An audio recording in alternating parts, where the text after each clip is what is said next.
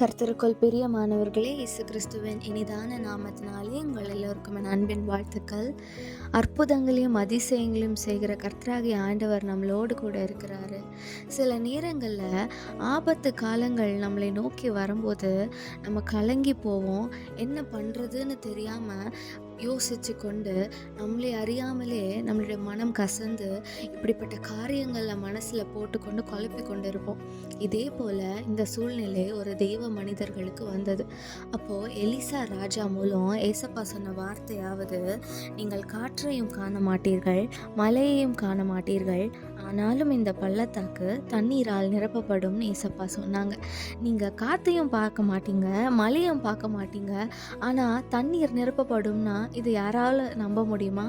ஆனால் கர்த்தராகிய ஆண்டவரால் அதை செய்ய முடியும். கர்த்தராகிய ஆண்டவர் அந்த வேலையில் அவர் சொன்ன வார்த்தையின்படியே அந்த பள்ளத்தாக்கை நிரப்பி அங்கே உள்ள மனிதர்களுக்கு, மிருகங்களுக்கெல்லாம் ஏசப்பா தண்ணியை போஷித்தாங்க.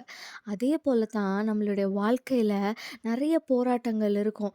அடுத்து என்ன காரியங்கள் நடக்குமோன்னு சொல்லி நிறைய பயங்கள் நம்மளுக்குள்ளே இருந்தாலும், ஒரு கதவு அடைக்கப்பட்டா மறு கதவை திறக்கிற ஆண்டவர் நம்மளோடு இருக்கிறாரு. அதனால உங்களுடைய வாழ்க்கையில் உள்ள ஒவ்வொரு காரியங்களிலும் கர்த்தரை நோக்கி பாருங்க. நீங்கள் எக்ஸ்பெக்ட் பண்ணாத காரியங்கள் நடந்தாலும் அதை நீங்கள் விட்டு விட்டு ஆண்டவரிடத்துல நீங்கள் கேட்கும்போது அவர் உங்களுடைய காரியங்களை வாய்க்க செய்வார்.